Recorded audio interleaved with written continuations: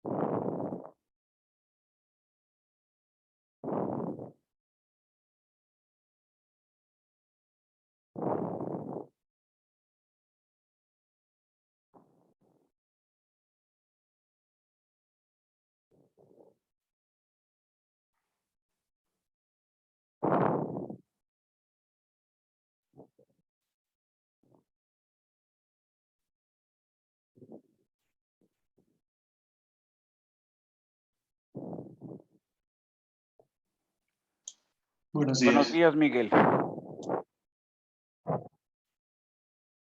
Ahorita ya iniciamos.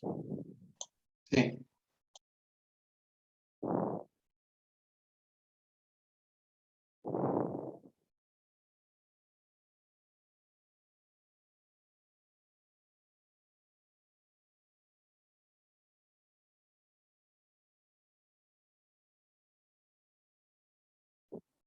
Buenos días, Yasmin. Ahorita ya iniciamos. En un minuto.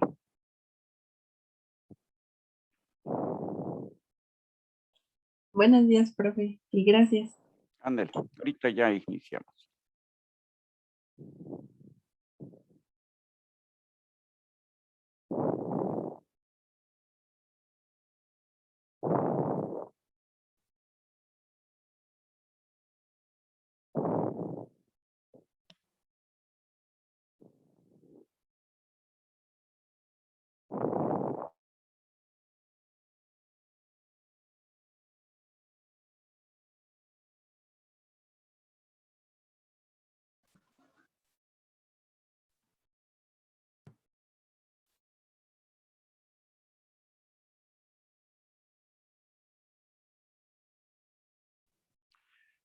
Muy buenos días, tengan todos ustedes. Son las 7 de la mañana de este martes 8 de febrero del 2022.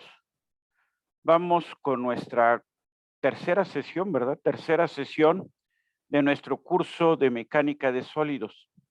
El día de hoy vamos a hablar de las propiedades mecánicas, sobre todo de aquellas propiedades mecánicas que nos interesan de los sólidos para el desarrollo de nuestro curso. Si ustedes no tienen inconveniente, procedemos. Muy bien, ahí tenemos la presentación. Espero que todos ya la estén viendo en sus equipos la presentación. Ustedes me indican. Sí, profesor, ya se ve. Muy bien, gracias. Muy bien. ¿Qué propiedades nos interesan de los sólidos para este curso? Bueno, pues las propiedades mecánicas en principio. Y dentro de estas propiedades mecánicas, ¿cuáles son las que más vamos a utilizar? Límite elástico. ¿Qué es el límite elástico? Nos representa el valor último al cual las deformaciones son recuperables, son elásticas, ¿sí? Puedo hablar del límite de cedencia, límite elástico, esfuerzo de fluencia, etcétera. Pero estoy hablando, son diversas denominaciones para el mismo concepto, ¿sí? Entonces, nosotros diseñamos siempre en el rango elástico. Entonces, este límite es el máximo esfuerzo que puede soportar, consideramos que puede soportar nuestro material. Resistencia máxima es un término diferente. La resistencia máxima siempre va a ser mayor que el límite elástico. ¿Y qué representa? El mayor valor de esfuerzo que alcanza el material antes de romperse, ¿sí? Entonces es el mayor valor que vamos a tener antes de que la pieza falle. Muy bien. ¿Por qué no diseñamos a la resistencia máxima? Porque normalmente nosotros lo que tenemos es, habíamos dicho, es que vamos a diseñar dentro del rango de las deformaciones elásticas. Si alcanzamos la resistencia máxima, entonces ya va a haber una deformación plástica. La resistencia máxima nos va a llevar, por consiguiente, a la fractura de la pieza.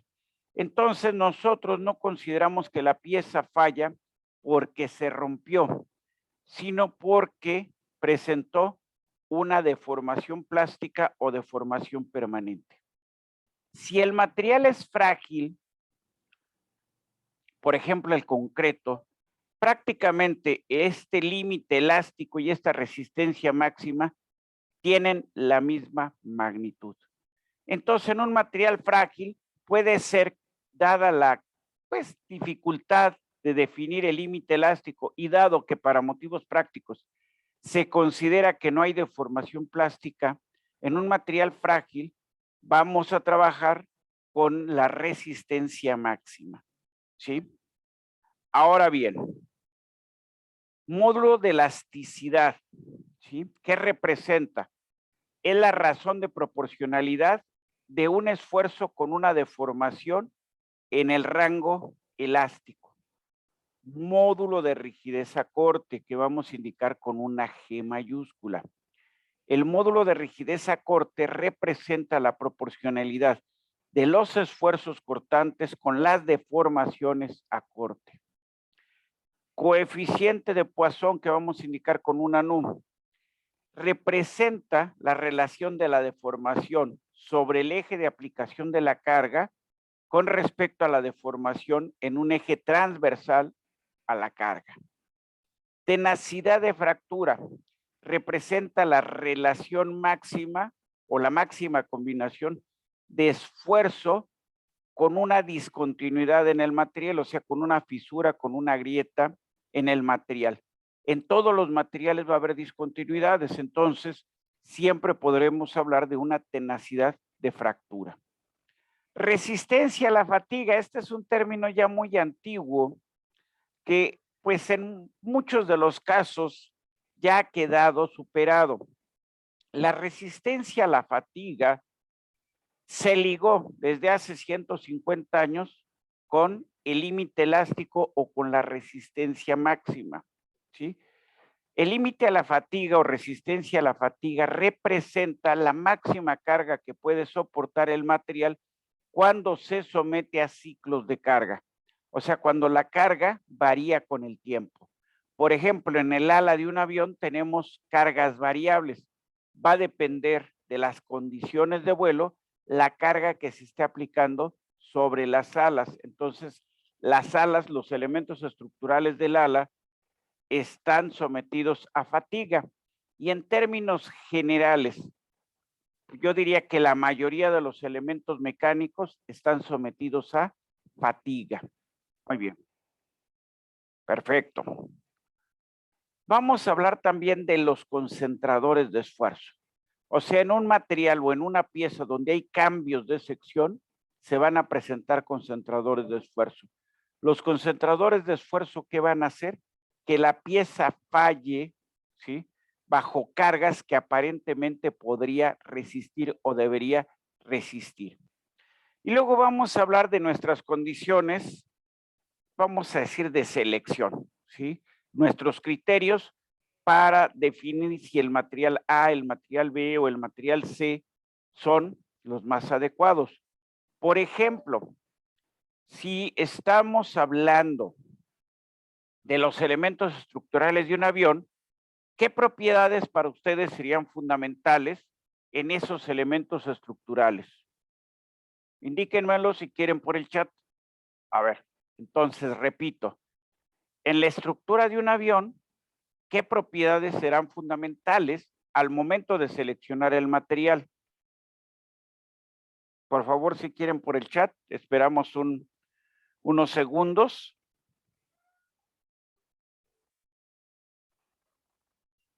¿No hay ninguna aportación en el chat? Muy bien. Ya tenemos algunas aportaciones, ya empezaron a llegar. Perfecto, a ver, vamos a ver. Muy bien, la resistencia a la fatiga, tenacidad, fractura, el peso. Muy bien, resistencia a la fatiga, ligereza, módulo de rigidez a corte. Muy bien, a ver. Si la estructura está sometida a cargas cíclicas, entonces la resistencia a la fatiga es muy importante. Pero en todo vehículo y sobre todo en un avión, el peso de la estructura es fundamental. Yo diría que la relación de resistencia con respecto a la densidad, ¿sí? O la densidad con respecto a la resistencia, ahorita como ustedes la quieran ver. Entonces, pensando en que tenemos la misma, vamos a pensarlo así. A ver, si quieren, me voy a ir aquí a la tableta. Entonces, decimos que lo más importante, bueno, en toda estructura, el costo es importante, desde luego. Entonces, nosotros que vamos a elegir aquella estructura que reúna las mejores características de acuerdo a la aplicación. En este caso, hablamos de la estructura de un avión. Entonces, déjenme ver aquí. Entonces, son la estructura o los elementos estructurales, estructura de un avión. Bueno, el costo es fundamental. No voy a usar los mismos materiales o no necesariamente voy a usar los mismos materiales en un avión militar que en un avión civil. Sobre todo un avión militar de alto desempeño. Muy bien, entonces costo, densidad, resistencia. Muy bien, ¿cómo quiero que sea la densidad?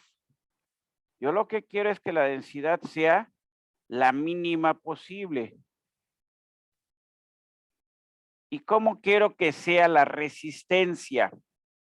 La resistencia, lo que yo quiero es que sea la máxima posible. Muy bien. Entonces, ¿cómo le haríamos? Bueno, pues podríamos sacar un factor de resistencia peso, ¿no?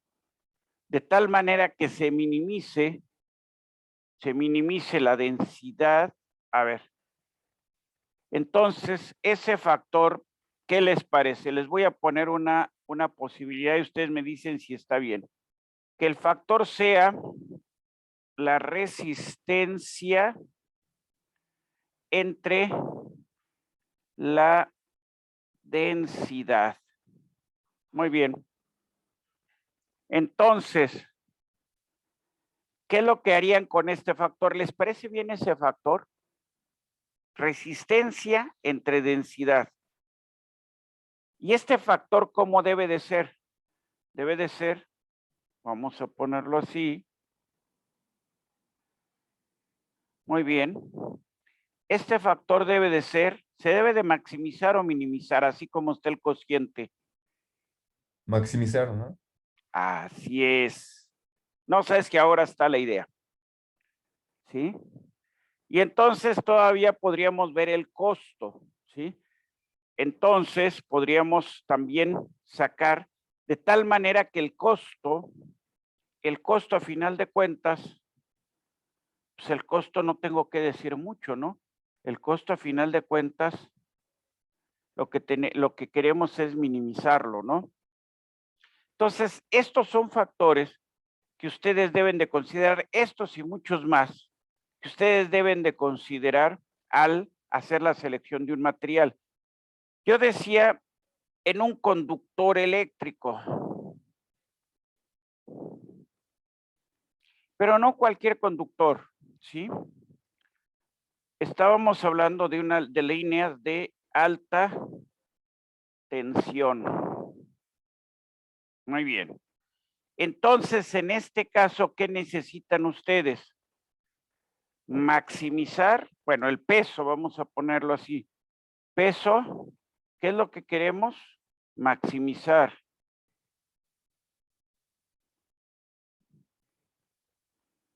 Muy bien. Y por otra parte, ¿qué pasa con perdón, el peso? Cometí aquí un error, maximizar no puede ser. Es minimizar, ¿sí?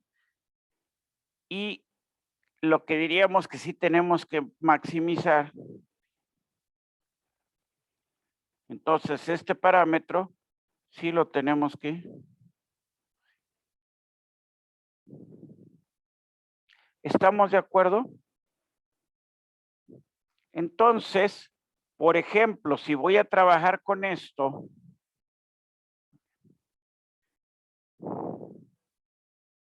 entonces nuestro factor, ¿cómo lo pondríamos? ¿Cómo lo describiríamos en este caso?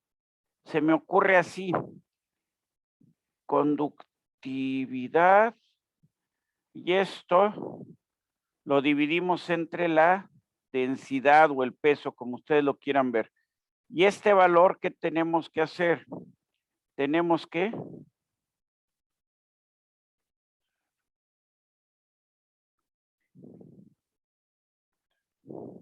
¿estamos de acuerdo? Entonces, nosotros ya podemos comparar optimando esas dos propiedades, conductividad y peso, ¿sí? A través de ese cociente. ¿Queda la idea? Ustedes me indican. Sí, profesor. Sí, profe. Muy bien. Entonces vamos a ir avanzando, porque si no, nos vamos a quedar aquí. Muy bien. Ahora, para evaluar las propiedades, se definen una serie de ensayos ya perfectamente estandarizados. El que más comúnmente ustedes van a escuchar es del ensayo de tracción. El ensayo de tracción, ¿para qué nos sirve? Para determinar el esfuerzo de excedencia o límite elástico, para determinar la resistencia máxima que soporta el material y para determinar la deformación, sea en el rango elástico, la deformación máxima que soporta el material, etcétera. En algunos casos muy limitados se llegan a hacer ensayos de compresión. fundamentalmente un ensayo de compresión, que es poco usual, ¿sí? Tanto a nivel laboratorio como a nivel práctico, vamos a decir, a nivel de la empresa, pocas veces se hacen ensayos de compresión y fundamentalmente ahí lo que se busca es determinar la deformación del material antes de que el material falle. Si hablamos de fatiga, lo que nos interesa es un esfuerzo límite. Quedamos que estas metodologías de fatiga son metodologías de fines del siglo XIX, principios del siglo XX. Entonces ya están muy superadas en la actualidad. Dureza para nuestro curso no nos va a interesar. Para todos, ahorita tienen la idea, el concepto de la dureza. Muy bien, puede ser resistencia a la indentación, así podemos definir la dureza. Y la dureza tiene más que ver con cuestiones de desgaste. Termofluencia, o sea, flujo plástico a alta temperatura, pues solamente elementos mecánicos que están sometidos a grandes temperaturas. Por ejemplo, los tubos en una, vamos a decir, en una termoeléctrica, los tubos en una planta generadora de electricidad a partir de, usando como elemento de trabajo agua, ¿sí? Entonces, ahí sí, o en una turbina, sea de gas o de agua, sobre todo turbinas de gas que trabajan a mayor temperatura, ¿sí? Aquí lo fundamental es, bajo un esfuerzo, en qué tiempo falla. Y más que falle rompiéndose, falla a través de una deformación. O sea, la termofluencia va a generar la falla del elemento estructural, no tanto porque se fracture esto o sino más bien porque la deformación que presenta hace inviable seguirlo utilizando. Y luego de tenacidad de fractura vamos a usar el término K1C, que es el más raro y cuyas unidades son esfuerzo raíz cuadrada de longitud o megapascal raíz cuadrada metro. Muy bien. Del esfuerzo no me voy a meter mucho a hablar. Me parece que ya estuvimos platicando algo sobre el esfuerzo. Quedamos que la mejor forma de describir el estado de esfuerzos en una partícula del material era a través de 9 términos. 9 términos que se acomodan de manera matricial, o sea, como una matriz de 3 por 3, ¿sí? ¿Qué representa el esfuerzo? La respuesta del material a las solicitaciones, ¿sí? Muy bien. Entonces quedamos que nosotros lo que aplicamos al cuerpo son fuerzas y al interior del cuerpo lo que aparecen son esfuerzos. Recordamos también que habíamos dicho que una fuerza modificaba el estado de equilibrio vamos a decir, del sistema. Muy bien, esa parte de modificación del estado de equilibrio, produciendo entonces una aceleración, quedamos también que era motivo del curso de dinámica que ustedes ya deben de haber llevado. Entonces esa parte no nos interesa. Pero las fuerzas, ¿qué otra cosa producen? Hablando que el elemento está en equilibrio estático, las fuerzas lo que van a provocar son deformaciones. Y también como respuesta en el interior del cuerpo vamos a considerar que hay esfuerzos, ¿sí? Estos esfuerzos pueden ser normales a la superficie o tangentes a la superficie. Entonces vamos a hablar de esfuerzos normales y de esfuerzos de corte. Los esfuerzos normales producen cambio de volumen. Los esfuerzos cortantes producen cambio de forma. Muy bien. Las deformaciones quedamos que podían ser permanentes. Ahí tenemos este carro, pues que presenta una deformación permanente en su salpicadera, ¿sí? O las deformaciones pueden ser recuperables. Estiramos una liga y una vez que retiramos la carga, regresa a su forma. Tomamos un resorte, lo estiramos o lo comprimimos y una vez que retiramos la fuerza, regresa. En el rango elástico, entonces decimos que las deformaciones son recuperables. En el rango plástico las deformaciones son permanentes. Muy bien. ¿Cómo evaluamos el comportamiento del material? Quedamos que lo que más vamos a utilizar es el ensayo de tracción, ¿sí? ¿Qué propiedades nos dan? Límite de excedencia, los esfuerzos máximos, las deformaciones máximas y también indirecta, bueno, podemos nosotros indirectamente medir la energía que se consume para llevar a la falla a la pieza. También podemos determinar el módulo o coeficiente de Poisson, dijimos la relación de la deformación transversal a la deformación longitudinal, ¿sí? Muy bien. ¿Qué propiedades son muy interesantes, pero en realidad no se miden en un ensayo de tracción? Que luego les dan a ustedes en algún laboratorio, que les hacen un ensayo de tracción y les piden medir el módulo de elasticidad. Y resulta que, lo que ustedes entregan, a menos de que cuchareen los resultados, no coincide con lo reportado en la literatura. ¿Por qué? Porque un ensayo de tracción no está diseñado específicamente para evaluar o determinar lo que es el módulo de elasticidad o módulo de Young. Cuando hablamos de módulo de Young, no podemos traducir la palabra. ¿Por qué? Porque esto de módulo de Young o módulo de elasticidad proviene, o el nombre se le dio en honor a un matemático británico del siglo XIX, entre siglo XVIII y siglo XIX. Entonces, nunca se puede traducir el término, siempre hablamos de módulo de Young, tal cual. ¿Por qué? Por la forma, por la razón del nombre que se le está dando. Muy bien. Nosotros podemos tener, o normalmente tenemos, probetas de sección circular, o podemos tener probetas de sección rectangular. Cuando tenemos una lámina, una placa, pues cortamos la probeta